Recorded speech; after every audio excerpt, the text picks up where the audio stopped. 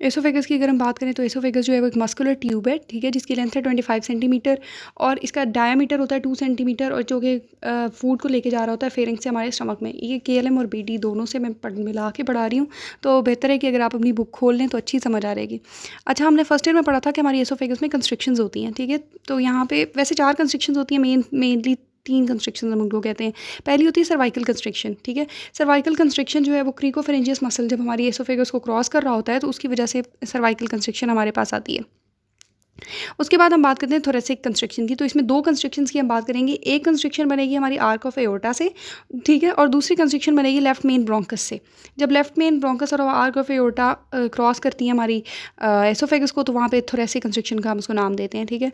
फिर उसके बाद जब एसोफेगस डायफ्राम के में हियाटस में से एसोफेगल हियाटस में से पास करती है तो वहाँ पे जो है वो एक और कंस्ट्रिक्शन शो करती है, ठीक है, 40 centimetre from the incisor teeth. अब हम इसको देख लेते हैं डायग्राम में। तो ये हमारे पास है, इसमें देखें कि जो हमारे पहला जो हमारा मतलब ये फेरिंग्स है और ये हमारी एसोफेगस है, तो यहाँ पे कंस्ट्रिक्शन आ रही है, ठीक है, जहाँ पे इसको क्रीकोफेरेंजियस मसल क्रॉस कर रहा है, ठीक है। तकरीबन जो है वो ये 15 सेंटीमीटर है फ्रॉम द इंसिजर टीथ, ठीक है। तो यहाँ पे या 6 इंचेस यहाँ पे क्रीकोफेरेंजियस मसल इसको क्रॉस कर रहा होता है, ठीक है। क्रीकोफेरेंजियस मसल की वजह से यहाँ पे एक कंस्ट्रिक्शन बढ़ रही होती है जिसको हम सर्वाइकल कंस्ट्रिक्शन कहते हैं। दूसरी कंस्ट्रिक्शन हमारे पास आती है आर्च ऑफ द अयोर्टा पे, ठीक है, 22.5 centimetre from the incisor teeth. ये वाली जो कंस्ट्रिक्शन होती है इसको हम अयोर्टिक कंस्ट्रिक्शन भी कहते हैं, ठीक है। उसके बाद आती है हमारे पास एक और कंस्ट्रिक्शन जहाँ पे लेफ्ट ब्रोंकस हमारा क्रॉस कर रहा है हमारी एसोफेगस को। लेफ्ट ब्रोंकस जहाँ पे हमारा एसोफेगस को क्रॉस करता है वहाँ पे एक और कंस्ट्रिक्शन बनती है 27.5 centimetre from the incisor teeth, ठीक है। यहाँ पे एक और हमारी कंस्ट्रिक्शन बन गई। उसके बाद हमारी एसोफेगस नीचे डिसेंड की तो हमारा डायाफ्राम मौजूद था, doom of the diaphragm oesophageal हियाटस में से पास करते हुए एक और कंस्ट्रिक्शन एट द 40 सेंटीमीटर मौजूद होती है, ठीक है। इसको हम कहते हैं कि ये हमारी जो है वो डायाफ्रामेटिक कंस्ट्रिक्शन है, ठीक है। इस कंस्ट्रिक्शन की मदद से जो है वो हम ईजिली उसको स्टडी कर सकते हैं स्टमक को और इंसर्ट कर सकते हैं हमारे जो भी इंस्ट्रूमेंट्स वगैरह होते हैं, ठीक है। उसके बाद अगर हम बात करें कि एसोफेगस हमारी जो मौजूद है, ये जो लाइट पिंक कलर में शो की हुई है ये हमारी एसोफेगस है, ठीक है।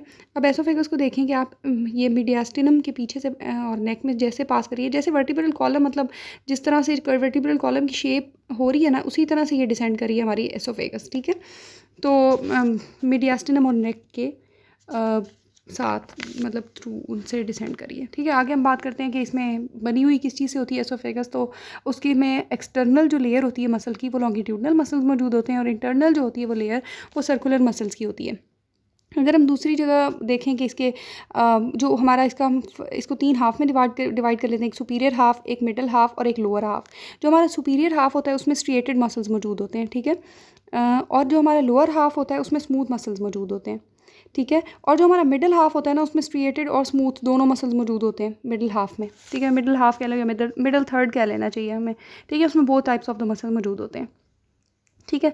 अब जो हमारी एसोफेगल जो है पास की है हमारी डायाफ्राम में से, तो वो जो है वो लेवल वर्टिब्रा का जो होता है वो T10 का लेवल होता है। T10 के लेवल पे हमारी जो डायाफ्राम है वो क्रॉस करी होती है हमारी जो हमारी एसोफेगस होती है वो हमारे डायाफ्राम को T10 के लेवल पे क्रॉस करी होती है, ठीक है। अब यहाँ पे ना 7th कोस्टल कार्टिलेज और T11 वर्टिब्रा के लेवल पे आके ना हमारी जो एसोफेगस है वो ख़त्म हो जाती है और हमारा स्टमक शुरू हो जाता है, ठीक है। स्टमक में टर्मिनेट हो जाती है, स्टमक बना आगे शुरू हो जाता है, ठीक है। कार्डियक ओरिफिस पे हमारी स्टमक जो है एसोफेगस जो है वो स्टमक के साथ कंटिन्यू हो जाती है। कार्डियक ओरिफिस, ये अगर हम स्टमक की बात करें इस तरह से स्टमक है हमारा, तो ये वाली जो जगह है ना इसको हम कहेंगे एंगल ऑफ हिज, या फिर हम कहेंगे कि ये हमारा कार्डियक ओरिफिस या कार्डिक जो भी है मौजूद है, ठीक है। ये हमारी एसोफेगस आ रही थी ऊपर से और ये नीचे स्टमक शुरू हो गया, ये फंडस है, ये बॉडी है, पाइलोरिक रीजन है और ये हमारा स्टमक शुरू हो गया और ये हमारी एसोफेगस थी। एसोफेगस हमारी यहाँ पे ख़त्म हो गई है जहाँ पे हमारा एंगल ऑफ हिज या फिर हमारा कार्डियक ओरिफिस मौजूद है, ठीक है। उसके बाद आके हम बात करते हैं कि फ़ूड कैसे पास करती है। तो हमारी जो फूड होती है वो आराम से पास कर जाती है, पेरिस्टाल्टिक एक्शन होता है हमारे एसोफेगस के मसल कंट्रैक्ट वगैरह करते रहते हैं, रिलैक्स करते हैं और उसकी वजह से जो है वो फूड पास हो जाती है आराम से। आगे बात करते हैं हमारी जो एसोफेगस होती है ना, ये एसोफेगस है हमारी, ठीक है।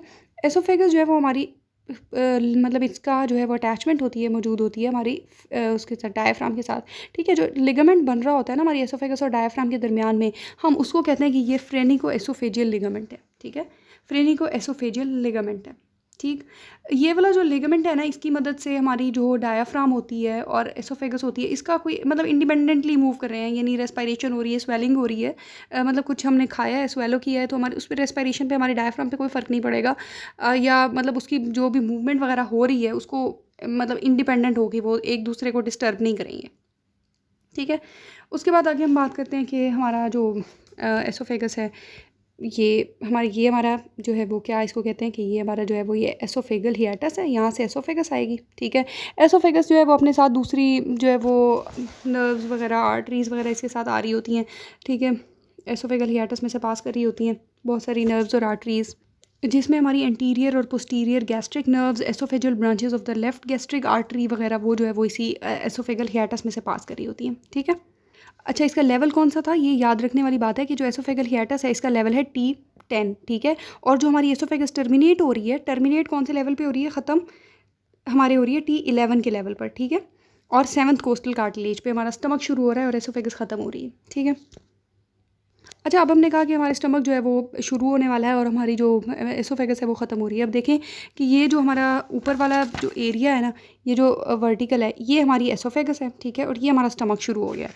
तो स्टमक और एसोफेगस के दरमियान में ना एक ये वाली जो है ये जो जंक्शन आ रहा है ना, इसको हम कहते हैं एसोफेगो गैस्ट्रिक जंक्शन। ठीक है। या फिर इसको हम जी लाइन भी कहते हैं। ठीक है। ये वाला जो जंक्शन है, अब इसमें देखें कि ऊपर वाला जो सारा मतलब जो भी एपिथेलियम है वो, या जो भी हम उसको कह लें कि म्यूकोज़ा है, वो एसोफेगल म्यूकोज़ा है, और नीचे वाला जो है वो स्टमक का म्यूकोज़ा है, गैस्ट्रिक म्यूकोज़ा है। तो हमारे ये एसोफेगल म्यूकोज़ा और स्टमक की म्यूकोज़ा, गैस्ट्रिक म्यूकोज़ा को सेपरेट जो वो हमारा कर रहा होता है एसोफेगो गैस्ट्रिक जंक्शन या फिर जी लाइन। ठीक है। यहाँ पे फूड जो है वो थोड़ी देर की, या ये वाला जो मतलब यहाँ से right crust of the diaphragm, इसके बिल्कुल ही ऊपर ना right crust of the diaphragm जो है वो मतलब के में से पास हो रही होती है ना हमारी एसोफेगस। T10 का मैंने कहा कि T10 पे पास होती है वहाँ से, और T11 पे स्टमक शुरू हो जाता है। तो इस सुपीरियर टू दिस जंक्शन, यहाँ पे जो है वो जो मसल फाइबर्स मौजूद होते हैं, या मतलब right crust of the diaphragm है, वो एक एक्सटर्नल एसोफेगल जो है ना स्फिंक्टर बना रहा होता है। ठीक है।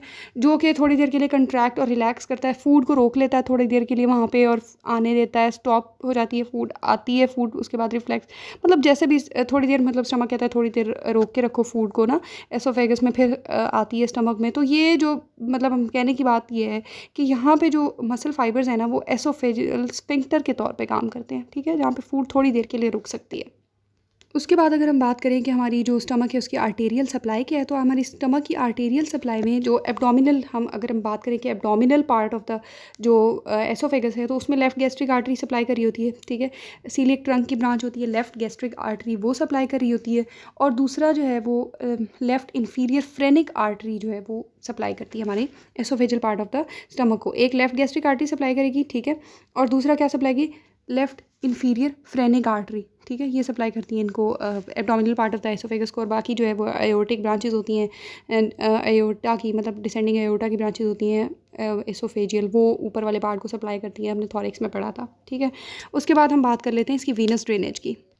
एसोफेगस जो होता है ना, उसके कुछ पार्ट मतलब कुछ ऐसा है कि एसोफेगस के कुछ वेन्स जो होती हैं, वो एसोफेजियल वेन्स जो होती हैं, वो जाके हमारी ड्रेन होती हैं हेमी एजाइगस वेन में, और हेमी एजाइगस वेन से वो आगे जाके ड्रेन होती हैं एजाइगस वेन में। ठीक है। अब ये हो गई हमारी सिस्टमैटिक एनास्टोमोसिस, सिस्टमैटिक सॉरी कह लो कि वीनस ड्रेनेज ना, सिस्टमैटिक वीनस सिस्टम। उसके बाद दूसरा ये होता है कि लेफ़्ट गैस्ट्रिक वेन जो है वो हमारे स्टमक वाले पार्ट को और स्टमक को और हमारे एब्डोमिनल जो है वो एसोफेगस, मतलब एसोफेगस के एब्डोमिनल पार्ट को ड्रेन करी होती है हमारी लेफ़्ट गैस्ट्रिक वेन ना। तो लेफ़्ट गैस्ट्रिक वेन जो है वो जाके ड्रेन होती है हमारी पोर्टल वेन में। ठीक है। लेफ़्ट गैस्ट्रिक वेन जो है वो हमारी आके किस में ड्रेन होती है, पोर्टल वेन में। तो यहाँ पे जो है वो मतलब इस तरह होता है कि एसोफेगल वेन जो है वो सिस्टमैटिक वेनस सिस्टम का पार्ट थी, और लेफ़्ट गैस्ट्रिक वेन जो है जो कि abdominal part of the oesophagus को सप्लाई करी है, वो जो है वो पोर्टल वेन में आके ड्रेन होती है। तो यहाँ पे पोर्टो सिस्टमैटिक एनास्टोमोसिस बनती है, और इसका क्लिनिकल साइन ये है कि यहाँ पे जो है पोर्टल हाइपरटेंशन की वजह से ये जो वेन्स होती हैं ये डायलेट हो जाती हैं। ठीक है। और उसको हम कहते हैं कि एसोफेगल वेराइसिस हो गया, मतलब कह लो एसोफेगल वेराइसिस हो गया, वेराइसिस जो भी इसको कह लें, वो हो जाता है जब हमारी पोर्टल हाइपरटेंशन होती है, और उसकी वजह से ये वाली जो वेन्स हैं ये जो है वो डायलेट हो जाती हैं। जैसे अगर हम इस डायग्राम में देखें तो ये जो एसोफेगल वेन्स थी, ठीक है, वो डायलेट हो गई और उन्होंने एसोफेजल वेराइसिस बना दिया। ठीक है। पोर्टल हाइपरटेंशन के नतीजे में।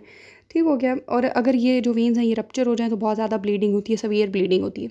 उसके बाद अगर हम स्टमक की नर्व सप्लाई को देख लें तो दो तरह की नर्व सप्लाई जैसे कि नॉर्मली हर एक किसी में होती है, एक सिंपैथेटिक और पैरासिम्पैथेटिक। तो सिंपैथेटिक में ग्रेटर स्प्लैंचनिक नर्व जो है वो सप्लाई कर रही होती है और पैरासिम्पैथेटिक में वैगस नर्व सप्लाई कर रही होती है, ठीक है। जो हमारी लेफ्ट वैगस नर्व होती है ना, लेफ्ट वैगस नर्व वो एंटीरियर ब्रांचेस देती है, एंटीरियर गैस्ट्रिक नर्व देती है। जो एंटीरियर गैस्ट्रिक नर्व ये वाली जो है ये एसोफेगस के देखें एब्डोमिनल पार्ट को सप्लाई कर रही थी, ठीक है। इसी तरह जो हमारी राइट वैगस नर्व होती है वो पोस्टीरियर वैगल ब्रांचेस देती है, मतलब पोस्टीरियर नर्व फाइबर्स देती है जो कि हमारे abdominal part of the oesophagus को पोस्टीरियरली सप्लाई करते हैं, ठीक है। नर्व सप्लाई के बाद हम देख लेते हैं कि हमारा abdominal part of the oesophagus है उसके लिम्फेटिक ड्रेनेज किस तरह है।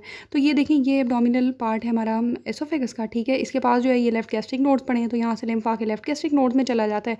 लेफ्ट गैस्ट्रिक नोड से वापस जो है वो सीलिएक नोड्स में चला जाता है। उसके आगे सीलिएक नोड से फिर इंटेस्टाइनल लिम्फ ट्रंक में और फिर सिस्टर्ना काइली जिस तरह के स्टमक में था ना, बिल्कुल उसी तरह से वापस ड्रेन हो जाता है, ठीक है। तो एब्डोमिनल पार्ट ऑफ एओर्टा किस में ड्रेन हो रहा है? लेफ्ट गैस्ट्रिक नोड्स में ड्रेन होता है। लेफ्ट गैस्ट्रिक नोड से कहाँ जाता है? सीलिएक नोड में जाता है और उससे आगे फिर इंटेस्टाइनल लिम्फ ट्रंक और सिस्टर्ना काइली वगैरह फिर उसमें जाके ड्रेन हो जाता है, ठीक है। उसके बाद हमें क्लिनिकल थोड़े से देख लेते हैं। तो इसमें यह है कि जो नॉर्मली जो है ना वो एसोफेगस का जो लोअर एंड होता है वो बंद ही रहता है, ठीक है। लेकिन जब फूड आती है ना, फूड आती है तो वो खुल जाता है, ठीक है, डायलेट कर जाता है और फूड जो हमारे स्टमक में आ जाती है। लेकिन अगर ऐसा ना हो, अगर वो डायलेट ना करे किसी भी न्यूरोमस्कुलर इनकोऑर्डिनेशन की वजह से, तो फूड जो है वो क्या करेगी? अब यहाँ पे देखें ये ओपन नहीं हुआ है, ठीक है, ये ओपन नहीं हुआ है तो जाहिर है फूड यहीं पे जमा होना शुरू हो जाएगी ना, तो यहाँ पे डायलेशन हो जाती है, उसको कहते हैं हम एकल्जिया कार्डिया, ठीक है। ये कलेक्शन ऑफ फूड हो जाती है इसमें, ठीक है। उसके बाद दूसरा हम देखें तो उसमें हियाटल हर्निया है। हियाटल हर्निया में ये होता है कि जो हमारा एसोफेगल हियाटस होता है ना, उसमें से हमारा जो स्टमक होता है ना वो थोड़ा सा प्रोट्रूड कर जाता है, बाहर की तरफ से निकल जाता है, ठीक है। इसको हम कहते हैं हियाटल हर्निया। दूसरा ये है कि देखें ये वाला अगर हम नॉर्मल स्टमक इसको कंसीडर करें, इस चीज़ को ना देखें और ये नॉर्मल स्टमक इसको कंसीडर करें, हम इधर यूँ ड्रॉ कर लेते हैं, ठीक है। अगर हम इसको नॉर्मल स्टमक कंसीडर करें तो देखें कि ये जो लोअर एंड है एसोफेगस का, ये हमारा स्टमक है, ठीक है। स्टमक में क्या हमें पता है कि हमारे स्टमक में HCl और बहुत स्ट्रॉन्ग एसिड, जो कि ये जो है स्ट्रॉन्ग एसिड है HCl, ये प्रोड्यूस हो रहा होता है। तो इस एसिड की ना मतलब रिगर्जिटेशन की वजह से ये जो हमारा lower part of the oesophagus होता है ना, ये बड़ा मतलब इसको बड़ा ख़तरा होता है कि ये अल्सरेट हो जाएगा या इन्फ्लामेट हो जाएगा, ठीक है। दूसरा ये है कि ये वाली जो साइट है हमारे मतलब lower part of the lower end of the oesophagus, ये मोस्ट कॉमन साइट है एसोफेजल कार्सिनोमा की।